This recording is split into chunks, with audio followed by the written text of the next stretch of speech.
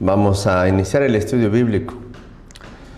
Pero antes de eso, hermanos, quiero pedirles que podamos orar al Señor, que sea Dios quien nos guíe en esta mañana, para poder aprender de su palabra y para que podamos aprovechar bien el tiempo. ¿Sí? Así que les voy a pedir que me acompañen haciendo esta oración. Te damos gracias, Señor. Gracias por la vida, gracias por la oportunidad de estar acá reunidos para aprender de tu palabra. Ruego, Señor, que tú nos ayudes a poder seguir conociendo acerca de tu voluntad para tu iglesia. Y eso, Señor, es para nosotros una alegría y un gozo saber que tu palabra nos ha dado dirección. Gracias te damos, Señor, y encomendamos este estudio bíblico, Señor, en el nombre de Jesús, tu Hijo. Amén. Bueno, hermanos, estamos hablando acerca de la iglesia y lo que todo eso implica. Habíamos visto ya hace un par de semanas, y voy a simplemente leerle los títulos para que venga a su mente, que la iglesia es la comunión lograda por Dios. ¿A qué me refiero lograda o unificada? Es el propósito de Dios para revelar su voluntad en este tiempo.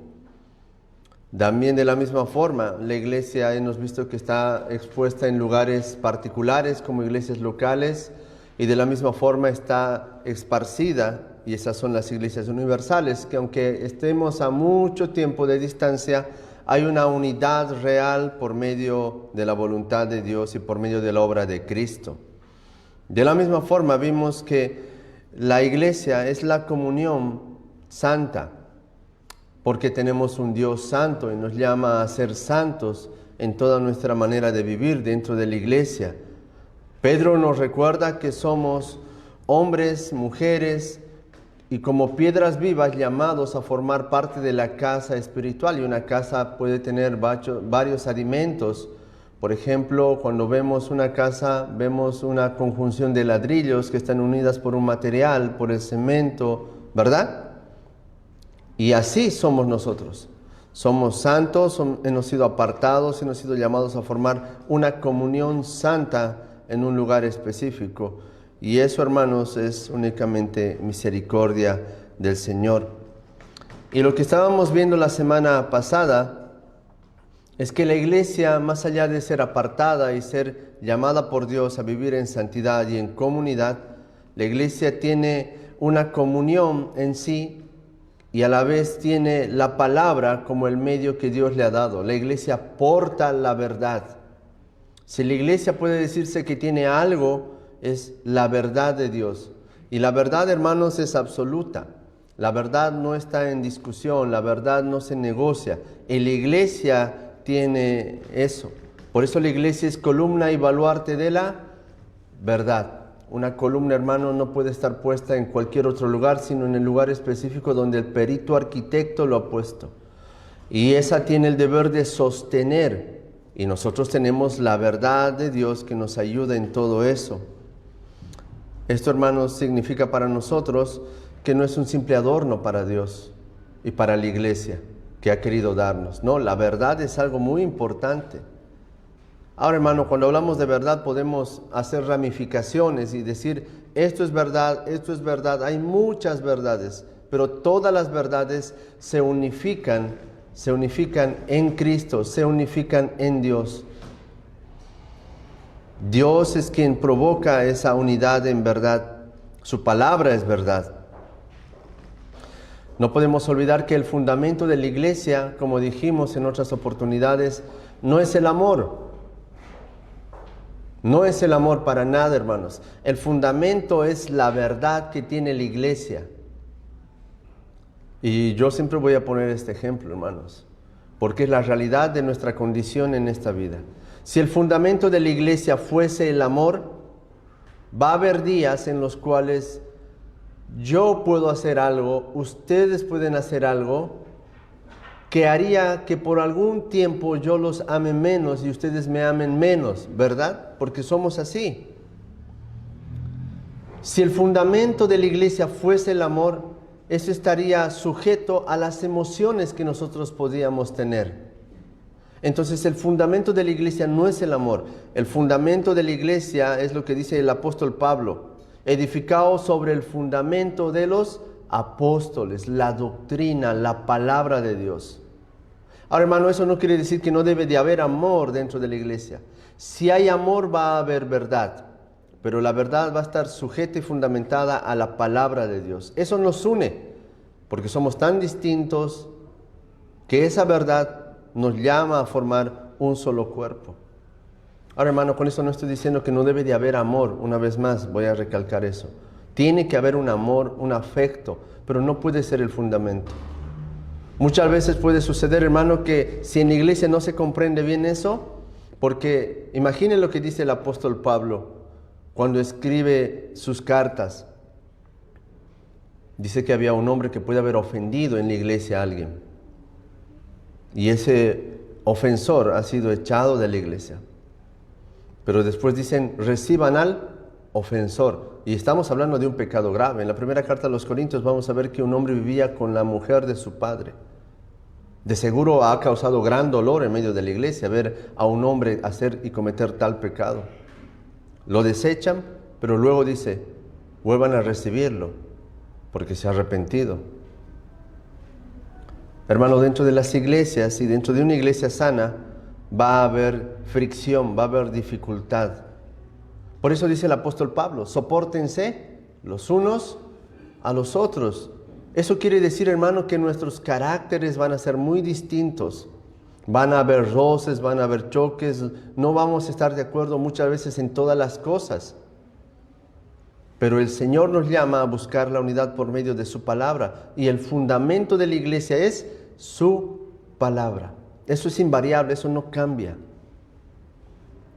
Lo que sí cambia es nuestro amor, lo que sí cambia es nuestro afecto, lo que sí cambia es muchas veces lo que sucede dentro de nosotros. Y si eso fuese el fundamento, hermano, tendríamos una iglesia emocional que no se basa en la doctrina.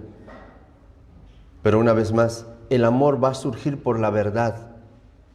Porque va a decir nuestro Señor Jesucristo, a mis discípulos los conoceréis por el amor que se tienen los unos a los otros. El amor es algo que distingue a sus discípulos. Y eso, hermano, nos va a ayudar a nosotros a poder caminar mirando correctamente. De la misma forma, la iglesia está gobernada por la verdad. No puede haber ningún pensamiento que subyugue a su palabra. No puede haber algo que uno diga, a mí me parece, yo pienso. No, su palabra es la que gobierna, porque es Cristo quien gobierna a través de su palabra y rige los corazones de los hombres a someterlos a su voluntad. Y eso, hermano, es algo que se da constantemente, ya que la palabra es la que gobierna la iglesia. ¿Cuántas veces se debe de escuchar la palabra del Señor? Todas las veces. Y es por eso que nos reunimos, a escuchar la palabra del Señor, porque queremos que gobierne nuestra vida, queremos que gobierne nuestro corazón. Entonces la palabra debe ser expuesta, porque no simplemente la iglesia es la portadora, sino aquella que sostiene como una piedra preciosa. Hermano, imagínese, usted ha visto los anillos de compromiso, ¿verdad? En las películas, ¿sí? Bueno, pueden ser como este. Pero los de compromiso a ratos tienen algunas piedras, en algunos casos en las películas tienen un diamante grande, hermoso. Hermano, la iglesia es como un aro, como un anillo. Pero la verdad que hace ver bello a la iglesia es la palabra de Dios, es como ese diamante que refleja toda la hermosura. Simplemente la iglesia es la base para que eso se refleje, se muestre. El fundamento es la palabra, el evangelio conlleva todas esas cosas. Es esa perla que tiene a Cristo que nos enseña su amor, su verdad. De la misma forma, la iglesia tiene la palabra como guía, por eso les encomienda a sus discípulos. Aquellos que crean, enséñenlos, bautícenlos y enséñenles a que permanezcan en mi palabra, a permanecer. Hermano, eso es muy importante. En tercer lugar, hermanos, la iglesia es santificada por la verdad. Santificada por la verdad. Y esto es muy importante, hermanos. Cuando vemos el Evangelio de Juan, en el capítulo 17, en el verso 17, dice, Santifícalos en tu verdad, tu palabra es verdad. Y esto es interesante. Un versículo antes Jesús va a decir, no son del mundo, como tampoco yo soy del mundo. Estamos en el mundo, dice Cristo, pero no somos de este mundo. Y lo que ha dejado para santificar a su iglesia es su verdad, su palabra. Hermano, la iglesia está en medio de un mundo corrupto, en medio de un mundo desviado, tergiversado. Y lo único que puede santificar nuestra mente, nuestro corazón, y lo que hace que una iglesia se santifique es la verdad, la palabra de Dios. La iglesia, hermanos, está llamada a ser santa y a madurar en santidad. La santidad no es algo que se adquiere, hermano, como un accesorio en una tienda de souvenirs. No es que se dice, bueno, dame santidad y lo tengo. No, la iglesia va creciendo en santidad, va madurando en algunas verdades, y esas verdades lo ayudan a santificarse cada vez más. Pero si no hubiese exposición de la palabra del Señor, si esta no golpeara muy profundo en nuestro corazón, porque nos muestra nuestra verdad, ¿cómo nos santificaríamos? Y santificarse es apartarse del mundo. Y en el contexto de Juan, nosotros vamos a ver que la iglesia, los creyentes, sus discípulos, estaban en medio del mundo, y aquello que los iba a preservar y guardar, tanto como a ellos en su tiempo, como a nosotros hoy, a la iglesia, es su verdad. La exposición de la palabra es el medio santificador para nuestras vidas. La iglesia debe de ser compuesta por eso, por el hecho de querer madurar. Y la santidad solo viene por medio de la palabra de Dios. No hay otra forma. Ahora, la iglesia existe además para ser el medio que Dios utiliza para la santificación de los demás. Hermano, ¿qué quiere decir eso? La iglesia predica el evangelio para los que estamos acá adentro, pero de la misma forma, cada uno de ustedes y yo mismo, todo lo que hacemos tiene el propósito de santificar a aquellos que están fuera de este lugar. Porque Jesús nos dice, vosotros sois la sal y la luz de este mundo. La sal evita la corrupción, la contaminación. Vivimos en una sociedad donde los pensamientos de los hombres, de los jóvenes, de los niños, se está pudriendo por todo lo que hay alrededor. Y nuestro deber, hermanos, es santificar a todos aquellos por medio de su palabra. Y la sal lo que hace es que aquello que se está por podrir no se pudra. Hace que eso termine. Y la iglesia tiene ese propósito. Al tener la verdad y al ser portadora de la verdad, no únicamente santifica a los que están acá, sino hace que eso pueda llegar a aquellos otros que no están en medio de nosotros. Por eso nuestra vida debe de ser compartir el evangelio con el único fin de salvar a todos aquellos que Dios llame por medio de su predicación. De la misma forma, hermanos, la iglesia tiene el hecho de ser purificada por medio de la palabra de Dios, porque es el medio que Él ha expuesto para que nosotros crezcamos en eso.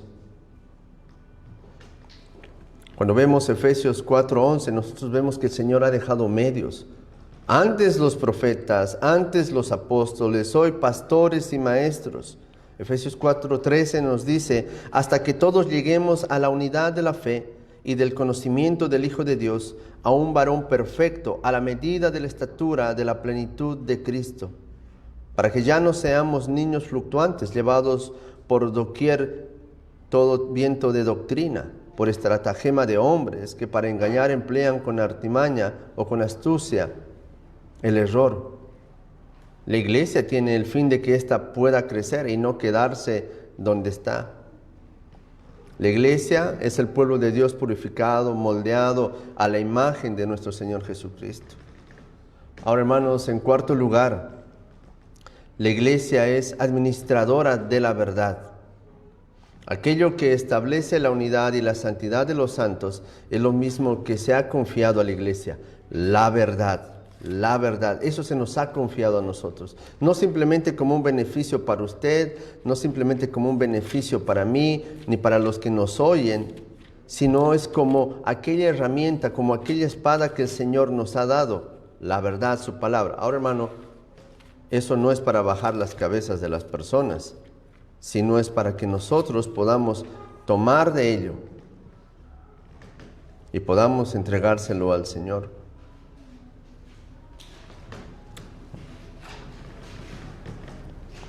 Dice Judas: amados, por la gran solicitud que tenía de escribirlos acerca de nuestra común salvación, me ha sido necesario escribiros, exhortándoos que contendáis ardientemente por la fe que ha sido una vez dada a los santos. Debemos de contender por la verdad que se nos ha dado. Debemos de contender por la fe que nosotros tenemos. Y eso, hermano, debemos de entenderlo bien. Eso no quiere decir, hermanos, que vamos a luchar por entrar en polémicas para querer tener la razón.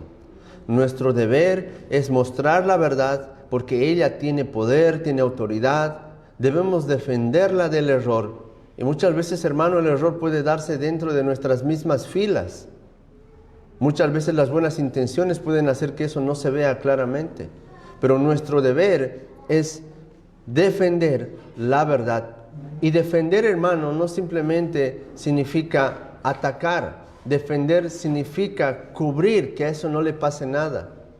Hermano, muchas veces, y quiero que preste atención a esto, muchas veces la conducta que uno puede tener conforme a la verdad que dice poseer puede ser el mismo instrumento para que denigre a la verdad que decimos guardar. Una vez más, la conducta que decimos tener en cuanto a la verdad que poseemos puede ser la misma que denigre a la verdad. Cuando Judas nos llama a contender, no nos llama a ser espadachines bajando la cabeza. Sí nos llama a ser claros, sí nos llama a ser sobrios, prudentes, no tibios, pero sí nos llama también a la cordura. Y cuidar en todos los aspectos no siempre es tener la espada en la mano, sino es resguardar aquello. Ahora, eso, hermano, es algo que nosotros tenemos que meditar siempre. ¿Por qué? Porque la iglesia es, y quiero que escuche esto, la iglesia es administradora de la verdad. Hermano, muchas veces creemos que nosotros simplemente compartimos la verdad. No, administramos la verdad. Eso quiere decir en qué proporción, en qué medida y qué uso le damos a la verdad. Hermano, tú vas a ver muchos que tienen la verdad y la tergiversan, la tuercen, no la administran bien. Y eso nos llama a nosotros a ver cómo estamos administrando la palabra del Señor. Un púlpito, hermano, es para hablar del Señor y llamar a los hombres al arrepentimiento. Es para eso un púlpito. De la misma forma, la iglesia está llamada no solamente a administrar, sino está llamada a crecer, a obedecer, a defender y a proclamar la verdad. En esa administración vamos a ver que hay muchas cosas que debemos de hacer. Defender, proclamar, obedecer. Y eso, hermano, nos llama a mirar cómo nosotros estamos tomando la palabra del Señor. Ahora, obedecer es algo que muchas veces puede costarnos, pero no debe de ser así. La obediencia debe ser algo que la iglesia debe de hacerlo de manera consistente, porque es parte de su naturaleza, el hecho de querer resguardar, porque ya es la que cuida y administra esa verdad. Ahora, hermanos, en quinto lugar, la iglesia proclama la verdad. Hermano, eso es muy importante. La iglesia proclama la verdad. Hay algo que dice el apóstol Pablo acerca del evangelio. ¿Y cómo oirán el evangelio?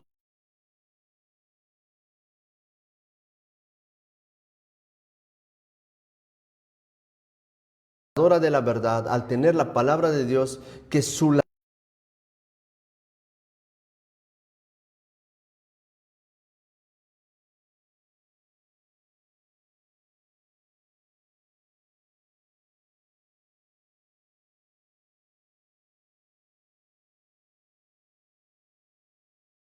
la verdad de la palabra de Dios son dos cosas muy importantes.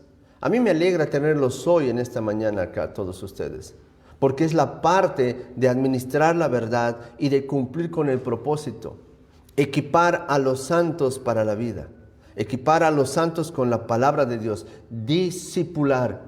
Hermano, es una palabra que muchas veces creemos que es exenta. Soy cristiano y no necesito discipulado. Eso nunca va a suceder. Todos los cristianos necesitamos un discipulado, que alguien nos enseñe la palabra de Dios. Por eso están los estudios bíblicos en los cuales podemos crecer y aprender cosas que tal vez en un sermón no los vamos a enseñar. Es por eso que el discipulado, hermano, el estudio bíblico, la escuela dominical, como queramos llamarlo, es muy importante para la vida del creyente. Ahora, eso es acá. Pero de la misma forma, hermano, la consecuencia de discipular a la iglesia se va a ver cuando eso se evidencie porque haya misiones. Hombres que escuchan la verdad, mujeres que escuchan la verdad, van a ser llamados por el Señor a cumplir ese llamado, de querer servir al Señor. Y si Dios los llama, la iglesia no solamente discipula, sino tiene la misión de llevar el evangelio a otros que no lo han escuchado. Una iglesia que no discipula, una iglesia que no participa en la misión de querer plantar nuevas iglesias, o por lo menos involucrarse en eso, hermanos, no ha comprendido el evangelio. El evangelio no es algo que se usa únicamente para estas 4 paredes y se necesite para eso. El evangelio es algo que debe de proclamarse a los 4 vientos. Ahora, hermano, eso se da de muchas formas. Tal vez ninguno de ustedes va a ser misionero, o tal vez sí. Pero sí todos podemos colaborar en algún punto. La iglesia debe de orar por las misiones. La iglesia debe de buscar ver hombres que estén preparados para cumplir ese propósito. La iglesia, si no puede hacer ninguna de esas 2 cosas, puede ofrendar, puede colaborar con todo lo que puede para que otros hombres que han sido llamados al ministerio de la misión o a la obra de la misión puedan ser sustentados. Es parte de ser portador de la verdad. No simplemente dices, tengo la verdad. No, buscas para que otros puedan llegar a cumplir con esa parte que tú no estás cumpliendo. Hay algo que afirma Martin Lloyd-Jones. Es un pastor ya que está en la presencia del Señor. Dice, la tarea principal de la iglesia y del ministerio cristiano es la predicación de la palabra de Dios. Hermano, eso es lo importante. La tarea del ministerio cristiano es la predicación de la palabra de Dios. Hermano, si hay algo que, y esto quiero que entiendan, hermano, muchas veces, por el contexto en el cual venimos, creemos que nosotros no tenemos un ministerio.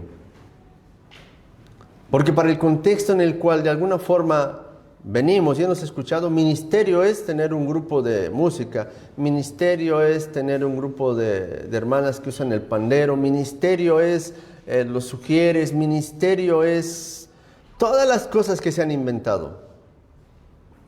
Si todos los que participan en esas cosas tienen un ministerio, ¿qué es de los que están sentados escuchando la palabra del Señor? ¿Ellos no tienen ministerio? Hermano, el ministerio del creyente es formar parte de la iglesia de manera activa cuando se presenta a adorar, cuando se presenta a escuchar la palabra. Todos son edificados y llamados al ministerio cristiano, al servicio.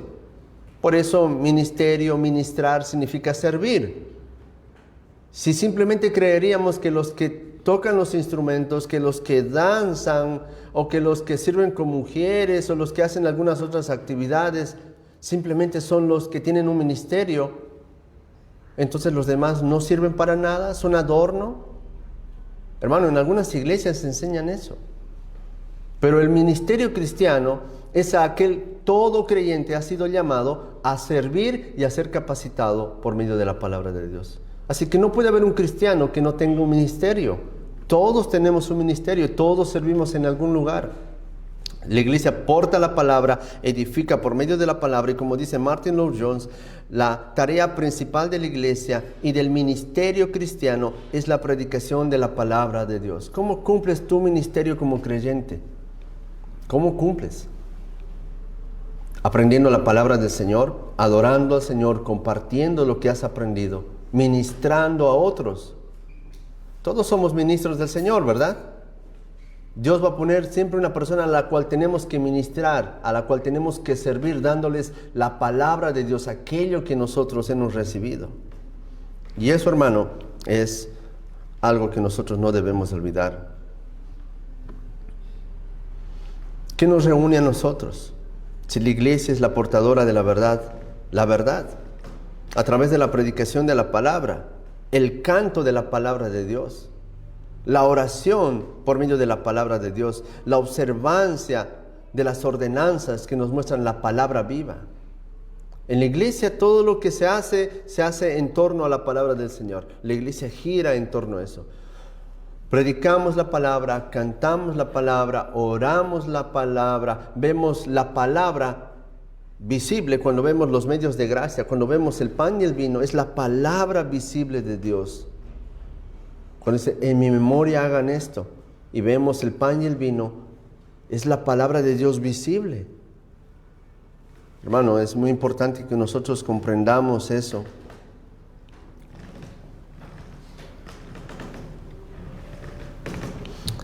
La iglesia cumple con todo eso, hermanos, cuando ella reconoce aquello que Dios le ha dado, ser la columna y baluarte de la verdad. Y esto, hermano, para los reformadores y para los puritanos, los colocaba y los llevaba a pensar acerca de la predicación como algo muy importante que debía de observarse en todo el sentido. La predicación mostraba todo lo que la palabra debía de dirigir y hacer dentro de la iglesia. Por eso, muchas veces, hermano, cuando las personas se pueden reunir en un lugar y la palabra no está ahí en medio, no sea que puedes haberte reunido, porque la palabra es el centro de todo eso.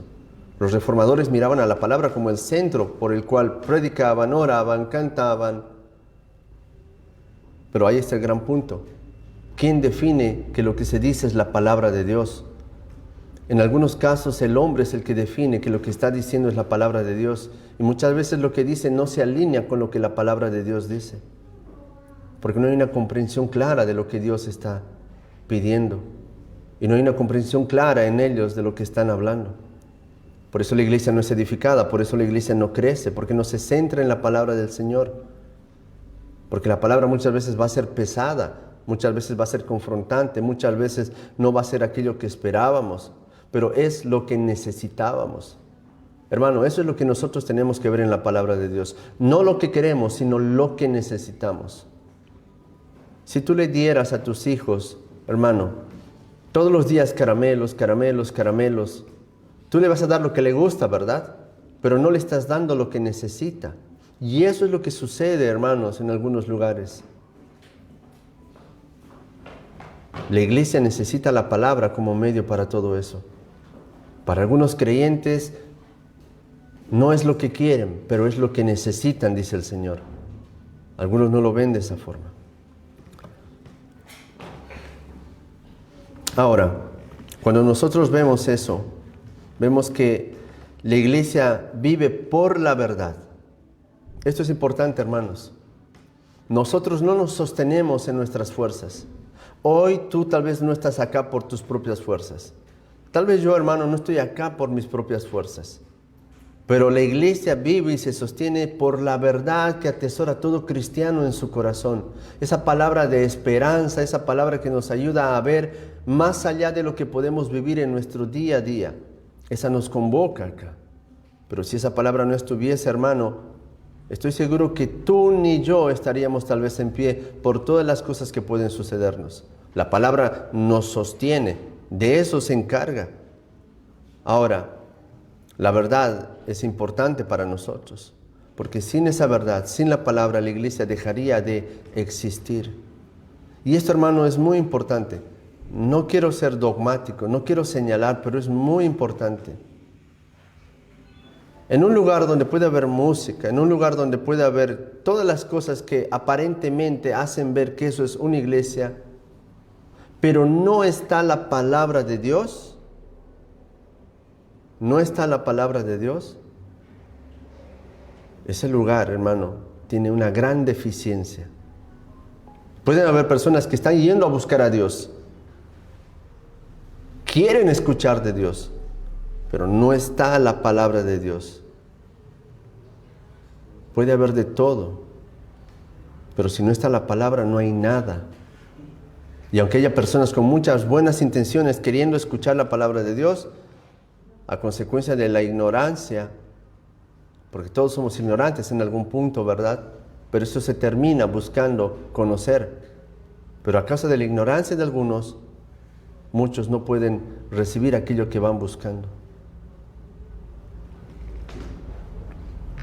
En una era como en la que vivimos, hermanos, la cultura ha moldeado mucho a las iglesias. Ha hecho que todo sea un relativismo y un subjetivismo tremendo y haya un gran pragmatismo. La iglesia pareciera que necesitara más cultura de donde has venido para que te sientas más cómodo. La iglesia necesita hacer otras prácticas que han sido ajenas a la iglesia durante siglos para que los nuevos creyentes, aquellos que buscan algo, puedan sentirse cómodos. La iglesia ya no predica la verdad ni se afirma a ella, todo es subjetivo, no hay nada objetivo. Porque para ti, para mí, un pasaje bíblico y algo que dice Dios puede ser relativo. Para mí quiere decir esto. Y muchas veces incluso el que expone la palabra no está seguro de lo que está diciendo. En algunos casos, yo pienso esto de la Biblia, ¿usted qué pensará? Hermano, eso no es así. Y cuando ves eso, hermano, nos tiene que hacer valorar lo que tenemos, aún con nuestras deficiencias, sabiendo que la palabra es lo único que nos va a identificar, hermano. Nos va a identificar. Hermano, yo sé que tal vez no todos hemos visto luciérnagas, pero dicen que estas pueden llegar a desaparecer. Y las luciérnagas tienen una luz particular. Es incomprensible muchas veces cómo para el hombre un insecto, podríamos decir, tan pequeño puede tener luz y puede aparecer en un lugar oscuro. Hermano, las iglesias que predican la verdad, hermanos, son como esas luciérnagas que en un mundo oscuro están queriendo destellar luz, mientras hay un montón que creen tener luz y la luz está alejada de ellos. Hermano, esto no es querer hacer una zanja y decir tú sí, tú no, pero la realidad y la verdad que marca y enmarca una iglesia se centra en esto. La iglesia es columna y baluarte de la verdad y en todos los aspectos.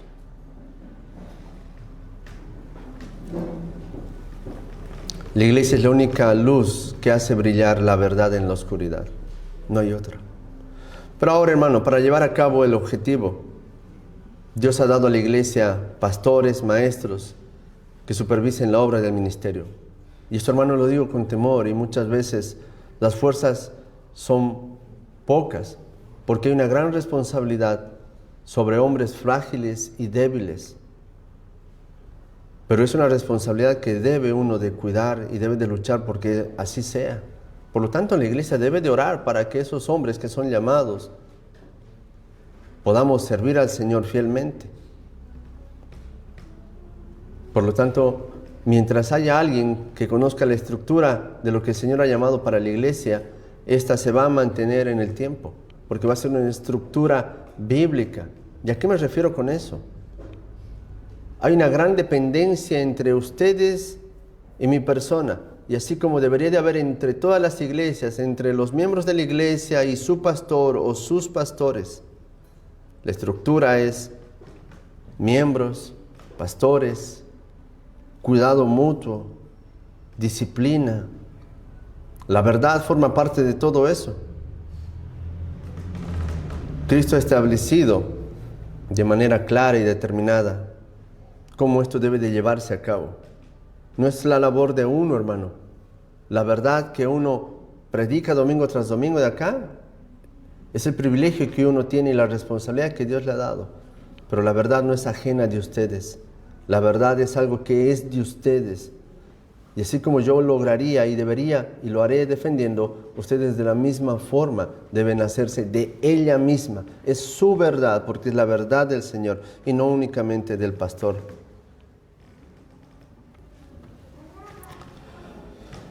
Cuando Pablo se dirige a la iglesia en Filipos,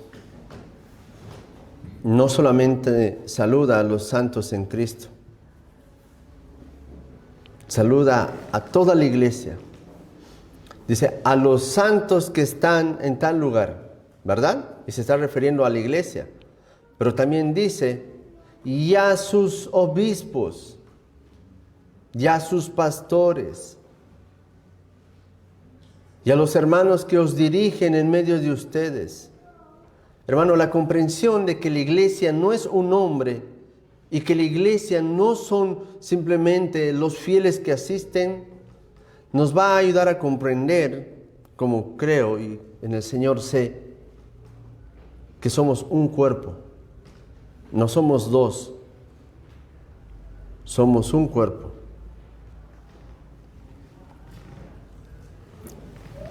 ¿Qué podríamos decir que es la iglesia, hermanos, para concluir esto? ¿Qué es la iglesia en pocas palabras? La iglesia es la comunión de Dios. Pero para ser más precisos, hermanos, la iglesia debe de ser definida de manera clara. La iglesia es la comunión que hace Dios. La iglesia es santa porque es la iglesia de Dios que es santo. La iglesia es la comunión portadora de la verdad porque es la verdad de Dios. Y esa verdad y esas tres cosas que he mencionado acerca de que es santa, unificada y portadora es por medio de Dios. Ser iglesia, hermano, no es simplemente decir, sí, somos del Señor. No, es hablar de manera puntual de las cosas que distinguen a la iglesia, de las cosas que la hacen iglesia y de las cosas que la iglesia debe de ser responsable.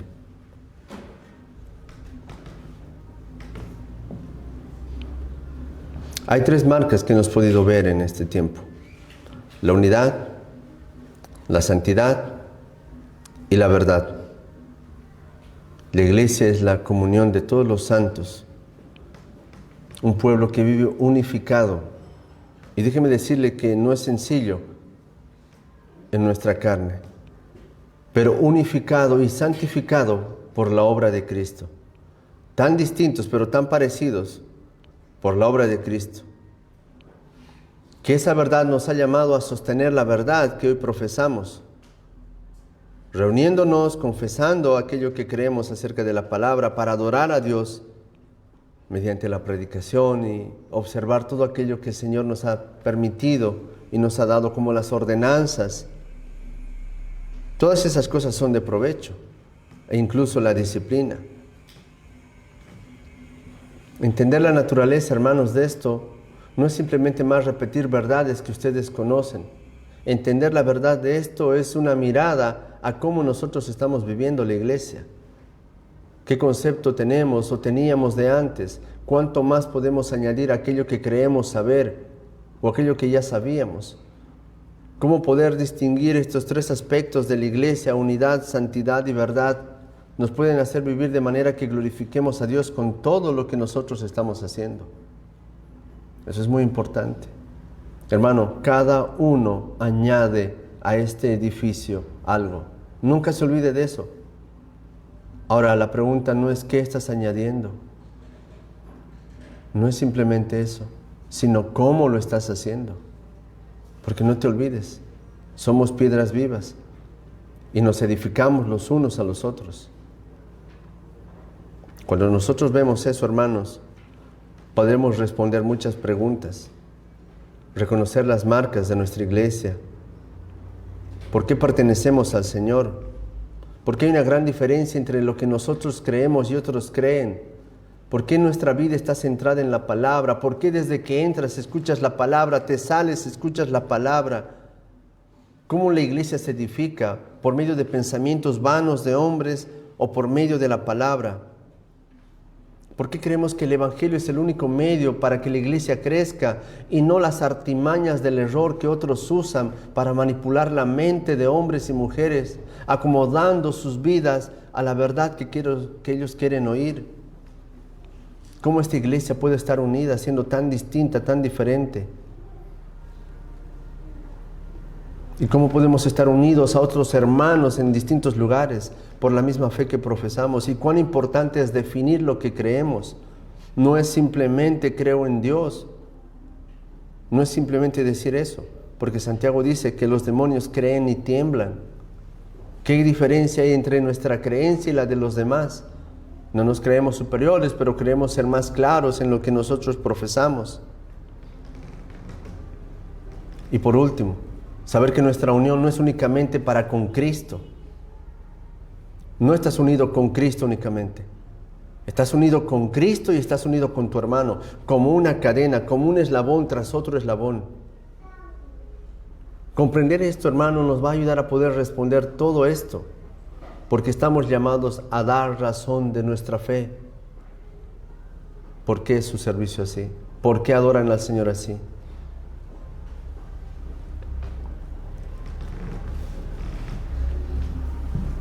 Como una iglesia invisible se hace visible por medio de la palabra. Es aquello que ha hecho en nosotros, hermanos, algo que ninguno de nosotros podía lograr por su propio medio. Eso es la iglesia. Y nos falta todavía aprender unos cuantos más temas. Oremos al Señor. Te damos gracias, Padre, en esta mañana. Gracias por el privilegio, Señor, de poder estudiar acerca de tu iglesia. Gracias por la unidad, Señor, que has provocado a través de Cristo. Gracias, Padre, Señor, por el hecho de ser santificados. Nos has apartado, Señor, del mundo para rendirte culto, Padre. Y por sobre todo, Señor, gracias por la confianza que nos has dado a nosotros como hombres y mujeres, Señor, en esta iglesia. Porque tu palabra es para todos. Todos somos portadores, Señor, de tu palabra. Es aquello que tenemos, Señor, que nos distingue del mundo. Te ruego, Señor, nos ayudes a mantenernos firmes. En el nombre de Jesús, tu Hijo, nuestro Señor. Amén.